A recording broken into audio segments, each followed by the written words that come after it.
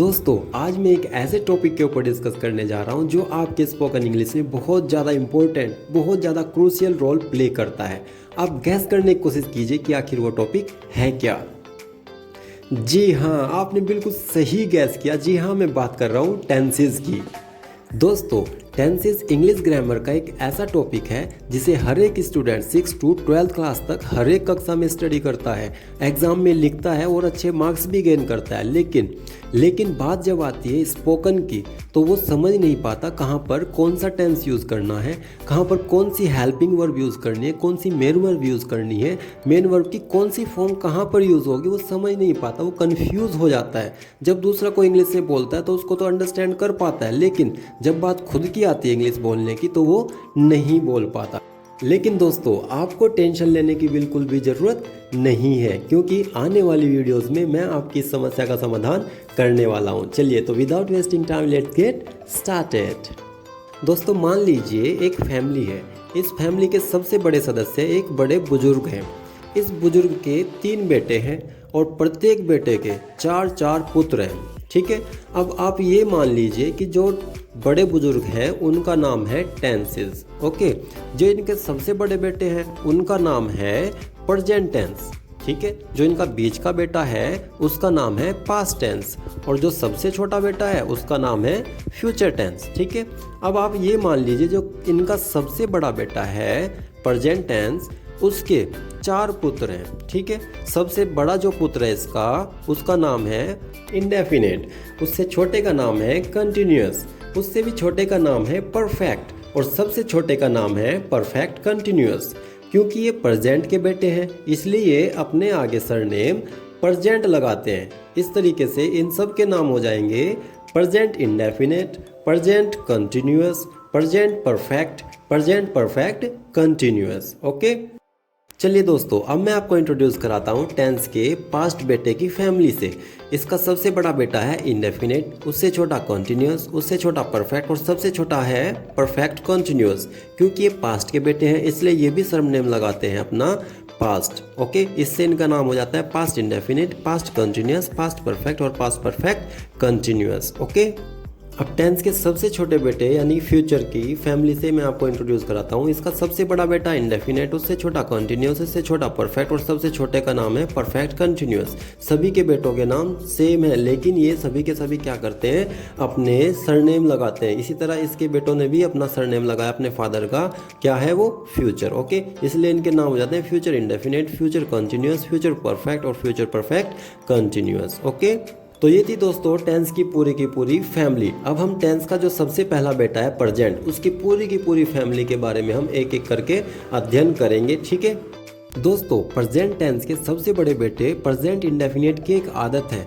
ये हमेशा अपनी भाषा में ता है, ती है, ता हूँ, ती हूँ, ते हैं आदि शब्दों का प्रयोग किसी की आदत, शाश्वत सत्य या हमेशा होने वाले काम को बताने के लिए प्रयोग में लाता है। इसकी वाइफ का नाम है वर्ब जो हमेशा फर्स्ट फॉर्म में रहती है। इसकी वाइफ की भी एक आदत है, अगर घर में कोई भी सिंगुलर हेल्प के लिए आता है तो ये हमेशा अपने साथ एस या ईएस नाम के 2 सिक्योरिटी गार्ड साथ लेकर के चलती है। इनके 2 बेटे हैं, एक का नाम है डू, दूसरे का नाम है डज। यदि कोई प्लूरल काम करने से मना करता है तो डू को आगे भेजा जाता है, अगर कोई सिंगुलर काम करने से मना करता है तो डज को आगे भेजा जाता है। इनकी एक खासियत और है दोस्तों, यदि कोई प्लूरल छोटा मोटा सवाल करता है तो डू आगे जाता है और यदि कोई सिंगुलर छोटा मोटा सवाल करता है तो डज आगे जाता है जवाब देने के लिए। ठीक है, यदि इनकी फैमिली से कोई ज़्यादा सवाल जवाब करे तो WH फैमिली से ताल्लुकात रखने वाले कुछ नौकर रखे गए हैं जिनको ज़रूरत पड़ने पर सबसे आगे भेजा जाता है।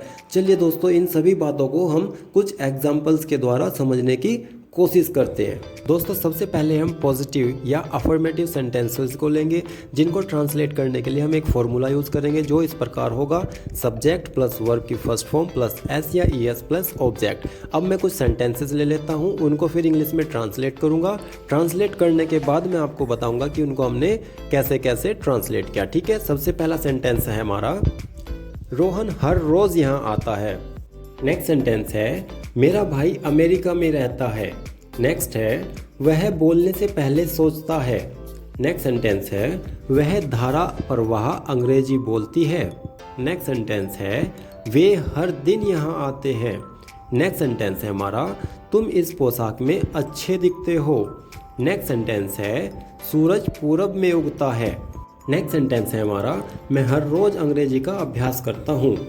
अब इन सभी सेंटेंसेस को आप ध्यान से देखिए। सभी सेंटेंसेस के अंत में ता है, ती है, ते है आदि शब्दों का प्रयोग हुआ है, जो कि प्रेजेंट इंडेफिनिट की एक आदत है। वो हमेशा दूसरों की आदत को बताने के लिए या शाश्वत सत्य को बताने के लिए, हमेशा होने वाले किसी काम को बताने के लिए अपनी भाषा में ता है, ती है आदि शब्दों का प्रयोग करता है। देखिए इसमें सेंटेंस नंबर 1 है रोहन हर रोज़ यहाँ आता है। ये एक उसकी आदत है, वो उसकी हर रोज़ वहाँ आने की आदत है, यहाँ उसकी आदत को बता रहा है। नेक्स्ट सेंटेंस देखिए हमारा मेरा भाई अमेरिका में रहता है। ये सेंटेंस हमेशा होने वाले काम को प्रदर्शित करता है, ठीक है, क्योंकि उसका भाई हमेशा वहीं रहता है, इसलिए हमेशा होने वाले काम को प्रदर्शित कर रहा है। दूसरा सेंटेंस है हमारा सूरज पूरब में उगता है। ये एक शाश्वत सत्य है कि सूरज हमेशा पूरब में ही उगता है, इसलिए ये एक यूनिवर्सल ट्रूथ है, ठीक है। चलिए अब इनका हम इंग्लिश में एक एक करके ट्रांसलेशन करते हैं, ठीक है।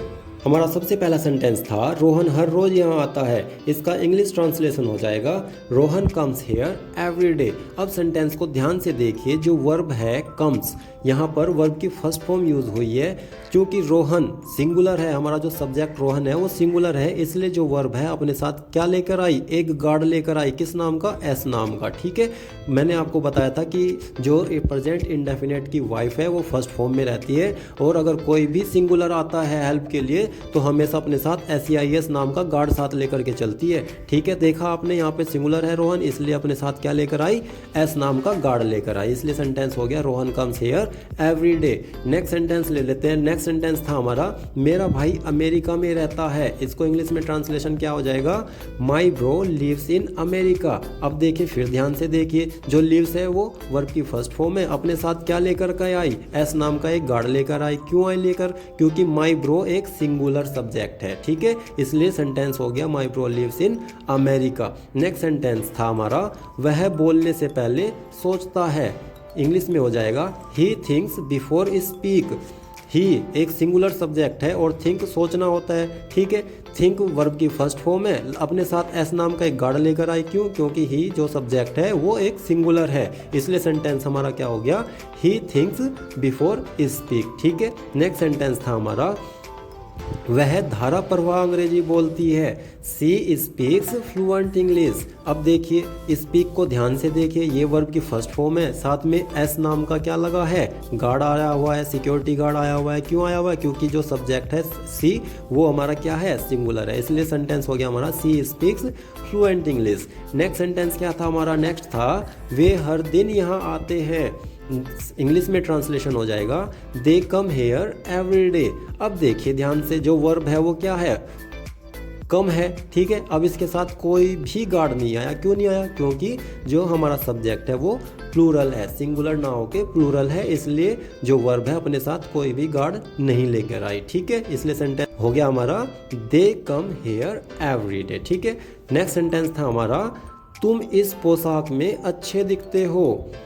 इंग्लिश में ट्रांसलेशन हो जाएगा इसका you look nice in this dress. इस बार फिर देखिए, इसमें जो वर्ब है लुक है, ठीक है, अपने साथ कोई गार्ड नहीं लेके आई। क्यों नहीं लेके आई, क्योंकि जो सब्जेक्ट है वो हमारा यू है। यू हमेशा क्या होता है, प्लूरल होता है, ठीक है, इसलिए सेंटेंस हो गया हमारा you look nice in this dress.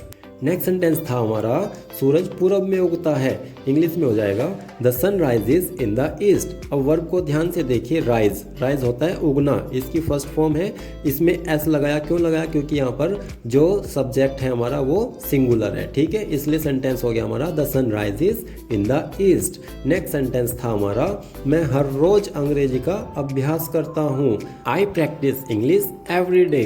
अब इसमें अभ्यास करने की इंग्लिश क्या होगी, प्रैक्टिस। प्रैक्टिस एक वर्ब की फर्स्ट फॉर्म है, इसमें एस या ई एस क्यों नहीं लगाया, क्योंकि जो हमारा सब्जेक्ट है वो आई है। आई और यू दो एक ऐसे सब्जेक्ट होते हैं जो सिंगुलर होते हुए भी इंग्लिश में हमेशा प्लूरल समझे जाते हैं, इनके साथ हमेशा प्लूरल वर्ब भी यूज़ होती है, ठीक है, ध्यान रखना इस चीज़ को। तो सेंटेंस क्या हो जाएगा हमारे इंग्लिश में, हो जाएगा I practice English every day, okay. चलिए दोस्तों, अब बात करते हैं इंडेफिनेट के नेगेटिव सेंटेंसेस के बारे में। नेगेटिव सेंटेंसेस को इंग्लिश में ट्रांसलेट करने के लिए हम एक फॉर्मूला यूज करेंगे जो इस प्रकार होगा, सब्जेक्ट प्लस डू या does plus not plus verb की फर्स्ट फॉर्म प्लस ऑब्जेक्ट। देखिए दोस्तों, ये जो फॉर्मूला है मैं आपको सिर्फ इसलिए दे देता हूँ क्योंकि कुछ स्टूडेंट्स हैं जो इनिशियल स्टेज में हैं, उनके लिए थोड़ा हेल्पफुल हो जाता है, ठीक है। बाकी आप जब कंटिन्यू प्रैक्टिस करते रहेंगे तो आपके लिए ये भी बोरिंग हो जाएगा, आपको इनकी ज़रूरत बिल्कुल भी नहीं पड़नी है। आपने क्रैमिंग के ऊपर नहीं ध्यान देना है, बिल्कुल भी क्रैमिंग के ऊपर जोर नहीं देना है, रट्टाफिकेशन बिल्कुल नहीं करना, रटना नहीं है, आपको अंडरस्टैंड करते हुए आगे बढ़ना है, ठीक है।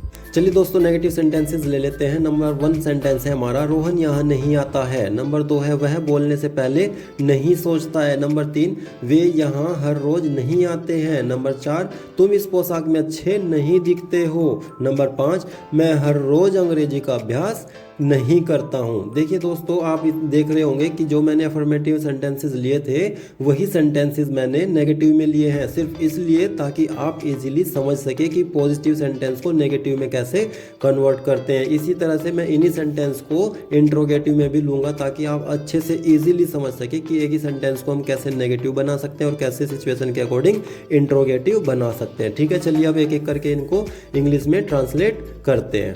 सबसे पहला सेंटेंस था हमारा, रोहन यहाँ नहीं आता है, तो इंग्लिश में हो जाएगा Rohan does not come hair.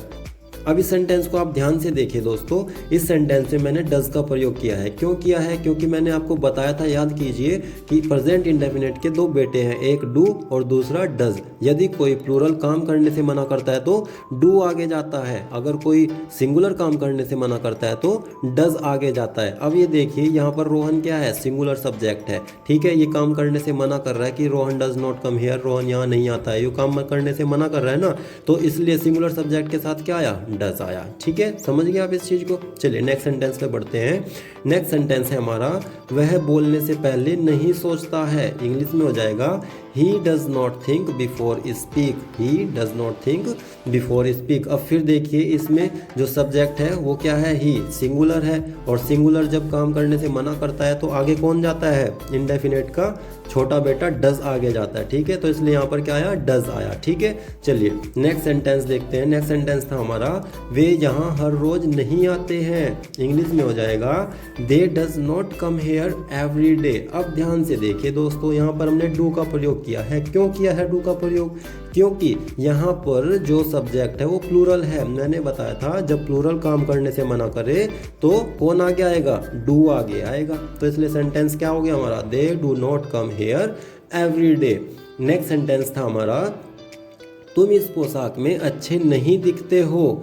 English में हो जाएगा, you do not look nice in this dress. अब फिर देखिए, इसमें डू का प्रयोग हुआ है। क्यों हुआ है? क्योंकि जो सब्जेक्ट है हमारा यू, वो क्या होता है? प्लूरल होता है, इसलिए प्लूरल के साथ क्या आएगा? आगे डू आएगा, क्योंकि प्लूरल यहाँ पर काम करने से मना कर रहा है, इसलिए डू आगे आया, ठीक है। इसलिए सेंटेंस हो गया हमारा, you do not look nice in this dress, ठीक है। चलिए नेक्स्ट सेंटेंस था हमारा, मैं हर रोज अंग्रेजी का अभ्यास नहीं करता हूँ। अब देखिए इंग्लिश में क्या हो जाएगा? I do not practice English every day. अब मैंने आपको एक बात बताई थी लास्ट बार मैंने आपको बताया था कि जो यू होता है और आई होता है, ये भले ही सिंगुलर हों लेकिन ये हमेशा प्लूरल फॉर्म अपने साथ लेकर चलते हैं। इनके साथ हमेशा प्लूरल वर्ब यूज़ की जाती है, ठीक है। तो आई के साथ यहाँ पर क्या यूज़ हुआ? डू, क्योंकि आई प्लूरल माना जाता है, इसलिए सेंटेंस क्या हो गया हमारा? I do not practice English every day. Okay, चलिए दोस्तों, अब बात करते हैं प्रेजेंट इंडेफिनेट के सिंपल इंटरोगेटिव सेंटेंसेस के बारे में। इनको ट्रांसलेट करने के लिए हम एक फॉर्मूला यूज़ करेंगे जो इस प्रकार होगा, डू या does plus subject plus verb की first form plus object plus question mark, ठीक है। ये क्वेश्चन मार्क लगना बहुत ज़रूरी है, ठीक है। चलिए हमारा सबसे पहला सेंटेंस क्या होगा? क्या रोहन यहाँ आता है? क्या रोहन यहाँ आता है? नेक्स्ट सेंटेंस है हमारा, क्या वह बोलने से पहले सोचता है? नेक्स्ट होगा, क्या वे हर रोज़ यहाँ आते हैं? नेक्स्ट होगा, क्या तुम इस पोशाक में अच्छे दिखते हो। उससे नेक्स्ट होगा क्या मैं हर रोज़ अंग्रेजी का अभ्यास करता हूँ। ठीक है, ये हमारे सेंटेंसेस हैं। ठीक है, जो सिंपल इंटरोगेटिव है। सिंपल इंटरोगेटिव में बता देता हूँ क्या होता है। सिंपल इंटरोगेटिव सेंटेंसेस वो सेंटेंसेस होते हैं जिनका जवाब हमेशा यस या नो में आता है। ठीक है, इनके सभी के जवाब देखना आप नो में ही आएगा, यस या नो में ही आएगा। ठीक है, चलिए अब इनको एक एक करके हम इंग्लिश में ट्रांसलेट कर लेते हैं। सबसे पहला सेंटेंस क्या था हमारा, क्या रोहन यहाँ आता है। इंग्लिश में हो जाएगा डज रोहन कम हेयर। देखिए दोस्तों, मैंने शुरुआत में आपको एक बात बताई थी, प्रेजेंट इंडेफिनिट की फैमिली से अगर कोई छोटा मोटा सवाल जवाब करने आता है तो सिंगुलर हो तो जवाब देने कौन जाएगा आगे, डज जाएगा। अगर प्लूरल हो तो आगे कौन जाएगा, डू जाएगा। अब देखिए इस सेंटेंस में ध्यान से देखिए इस सेंटेंस को। इस सेंटेंस में कौन आया, रोहन आया। रोहन क्या है, सिंगुलर है, इसलिए इसके सामने कौन गया, जवाब देने डज आगे गया। ठीक है, अगर यहाँ पर कोई प्लूरल होता तो यहाँ पर आगे कौन जाता, डू होता। ठीक है, इसलिए सेंटेंस हमारा क्या हो गया, डज रोहन कम हेयर। चलिए नेक्स्ट सेंटेंस ले लेते हैं, इसको और क्लियर हो जाएगा हमारा। क्या वह बोलने से पहले सोचता है। इंग्लिश में हो जाएगा does he think before speak. Does he think before speak. ठीक है, इसको फॉर्मूले से भी चेक कर सकते हैं कि हाँ ये सही हो रहा है या नहीं हो रहा। देखिए फॉर्मूला में भी डू या does plus subject plus verb की फर्स्ट फॉर्म प्लस ऑब्जेक्ट। यहाँ पर भी देखिए डू तो आया नहीं, यहाँ डज आ गया क्योंकि सिंगुलर सब्जेक्ट था इसलिए डज आ गया। उसके बाद क्या आया, सब्जेक्ट आया ही। ठीक है, सब्जेक्ट ही है हमारा। उसके बाद क्या आया, वर्ब की फर्स्ट फॉर्म क्या है, थिंक सोचना। उसके बाद क्या आया, ऑब्जेक्ट, यहाँ पर ऑब्जेक्ट आ गया। उसके बाद प्लस क्वेश्चन मार्क आ गया। ठीक है, तो फॉर्मूला से भी ये हमारा बिल्कुल सिद्ध हो जाता है कि हमारा जो सेंटेंस है वो बिल्कुल एक्यूरेट है। ठीक है, नेक्स्ट सेंटेंस ले लेते हैं। क्या वे हर रोज़ यहाँ आते हैं। क्या वे हर रोज़ यहाँ आते हैं। इंग्लिश में हो जाएगा do they come here every day. Do they come here every day. अब देखिए मैंने आपको बताया था कि जब कोई प्लूरल सवाल जवाब करने आता है छोटा मोटा तो कौन आता है जवाब देने के लिए, डू आता है। ठीक है, तो ये प्रेजेंट इंडेफिनिट का बेटा डू आ गया जवाब देने आगे। ठीक है, इसलिए सेंटेंस हो गया do they come here every day. उसके बाद सेंटेंस था हमारा क्या तुम इस पोशाक में अच्छे दिखते हो। इंग्लिश में हो जाएगा do you look nice in this dress. अब फिर जो सब्जेक्ट है प्लूरल है यू, इसलिए फिर कौन आ गया आया जवाब देने, डू आया। ठीक है, इसलिए सेंटेंस हो गया do you look nice in this dress. Next sentence था हमारा क्या मैं हर रोज़ अंग्रेजी का अभ्यास करता हूँ। इंग्लिश में हो जाएगा do I practice English every day. Do I practice English every day. अब फिर डू आगे सामने आ गया, क्यों, क्योंकि जो यू होता है और आई होता है हमेशा प्लूरल फॉर्म में यूज़ होते हैं। ठीक है दोस्तों, अब आप इन सेंटेंसेस को क्रॉस चेक कीजिए कि ये सिंपल इंटरोगेटिव है या नहीं है। अगर इनके आंसर हाँ या नहीं में आते हैं, येस या नो में आते हैं, तो ये सिंपल इंटरोगेटिव सेंटेंसेस हैं। देखिए सबसे पहला सेंटेंस था does Rohan come here every day. बिल्कुल, अगर आता है तो यस होगा, अगर नहीं आता है तो नो होगा। नेक्स्ट सेंटेंस क्या था हमारा, does he think before speak. बिल्कुल भाई, ये भी अगर सोचता है तो आप आंसर यस करेंगे, अगर नहीं सोचता है तो आप आंसर नो करेंगे। Next sentence do they come here every day.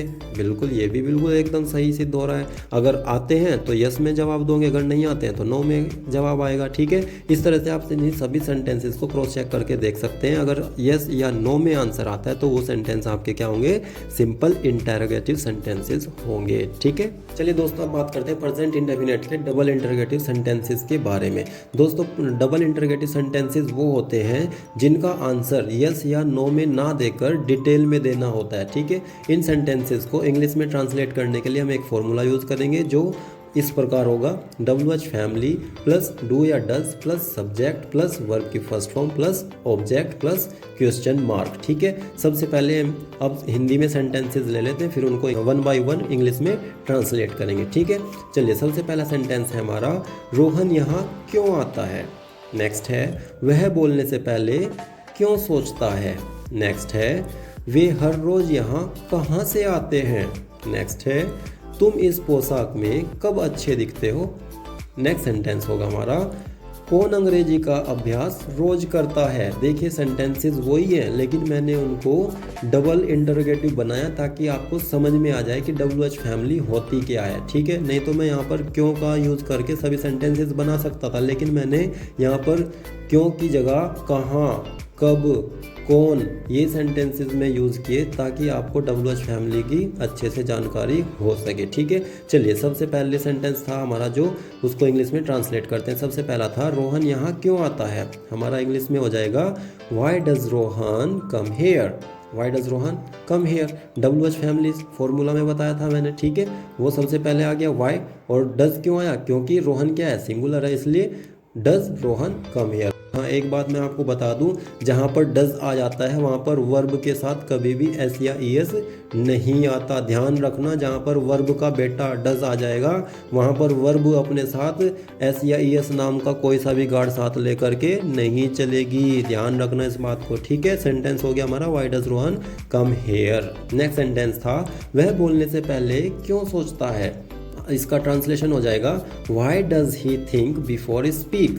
Why does he think before speak. अब यहाँ पर ये WH फैमिली का क्या आ गया, वाई आ गया। ठीक है, अब ये देखिए आप, डज भी आ गया क्योंकि ही क्या है यहाँ पर सब्जेक्ट सिंगुलर है, इसलिए डज सामने आया। ठीक है, चलिए मैंने आपको एक बात बताई थी कि जब कोई भी ज़्यादा सवाल जवाब करता है ना प्रेजेंट इंडेफिनिट की फैमिली से, तो हमेशा WH फैमिली आगे जाती है जवाब देने के लिए। अब इन सेंटेंसेस को आप ध्यान से देखते रहना, और सभी में सबसे पहले WH फैमिली ही आएगी। ठीक है, ध्यान रखना इस चीज़ का। नेक्स्ट सेंटेंस था हमारा वे हर रोज़ यहाँ कहाँ से आते हैं। तो इसको इंग्लिश में ट्रांसलेट करेंगे, क्या हो जाएगा, where do they come from every day.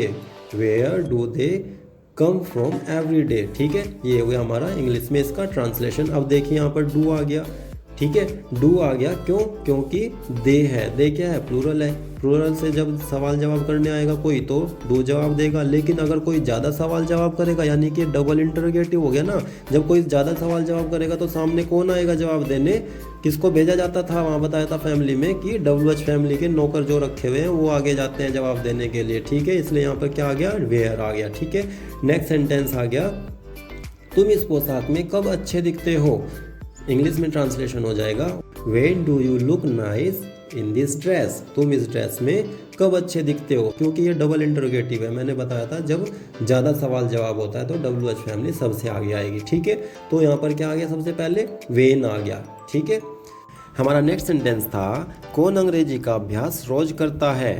इसका इंग्लिश में ट्रांसलेशन हो जाएगा who does practice English every day. अब देखिए सेंटेंस को ध्यान से देखिए, मैंने आपको बताया था कि जो प्रेजेंट इंडेफिनिट की वाइफ वर्ब है वो हमेशा फर्स्ट फॉर्म में रहती है, लेकिन अपने साथ एस या ईएस नाम के दो गार्ड साथ लेकर के चलती है, लेकिन तब नहीं चलती जब उसका बेटा उसके साथ ऑलरेडी हो। अब यहाँ पर डज है तो यहाँ पर प्रैक्टिस में देखिए एस या एस नहीं है, उसे साथ लेने की जरूरत ही नहीं है गार्ड को। क्यों, क्योंकि उसका साथ उसका बेटा ऑलरेडी है जिसमें एस या ईएस ऑलरेडी लगा हुआ है। इसलिए ध्यान रखना इस बात को, जहाँ पर डज आ जाता है वहाँ पर कभी भी वर्ब अपने साथ एस या ईएस का प्रयोग नहीं करती। ठीक है, अपने साथ गार्ड को लेकर नहीं चलती। ठीक है, चलिए दोस्तों अब बात करते हैं इंटरोगेटिव नेगेटिव सेंटेंसेस के बारे में। इनके लिए हमारा फॉर्मूला होगा WH फैमिली प्लस डू या does plus subject plus not plus verb की first form plus object plus question mark. ठीक है, चलिए सेंटेंसेस ले लेते हैं, उनको फिर ट्रांसलेट करूंगा, फिर मैं आपको उनको बताऊंगा। सबसे पहला सेंटेंस है हमारा रोहन यहाँ क्यों नहीं आता है।